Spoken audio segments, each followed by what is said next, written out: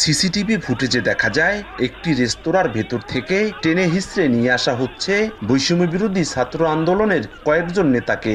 পরে তাদের উপর হামলা চালায় একদল দুর্বৃত্ত। মাদারীপুরের রাজৈরে জুলাই শহীদ ও আহত শিক্ষার্থীদের বাড়িতে ফল দিয়ে জেলা শহরে ফিরছিলেন বৈষম্য বিরোধী ছাত্র আন্দোলনের নেতাকর্মীরা। পথে রাজৈর উপজেলার সীমানাবর্তী গোপালগঞ্জের মুকসুদপুরের ছাগলছিড়া এলাকার একটি রেস্তোরাঁয় বিরতি দেয় তাদের বহনকারী গাড়িটি। এ সময় নারী সদস্যদের ইফটিজিং করে রেস্তোরাঁর সামনে পার্কিং করে রাখা মিজান পরিবহনের কর্মীরা। এর প্রতিবাদ করায় বৈষম্য বিরোধী নেতাকর্মীদের উপর হামলা করে বাস শ্রমিকরা।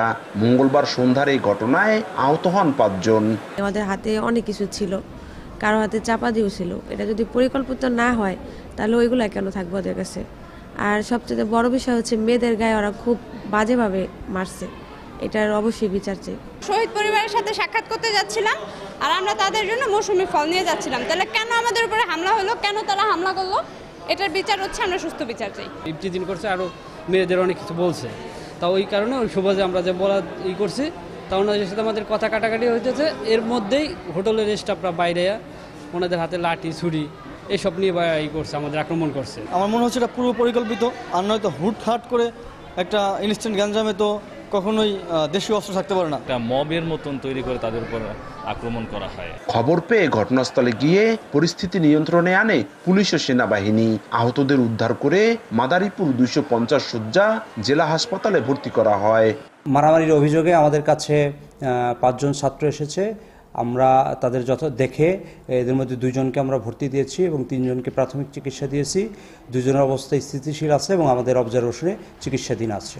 হামলায় জড়িতদের বিচার দাবি করেছেন বৈষম্য বিরোধী ছাত্র আন্দোলনের নেতারা।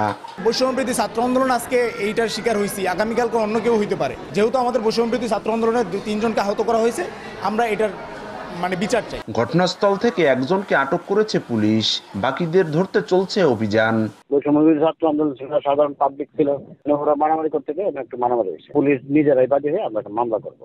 একজন আমি দেখে আসছি, আরো হয়তো এখন বাড়ছে কিনা, অভিযান চলছে তো। হামলার ঘটনায় মিজান পরিবহনের বক্তব্য পাওয়া যায়নি। সঞ্জয় কর্মকার, অভিজিৎ, সময় সংবাদ, মাদারীপুর।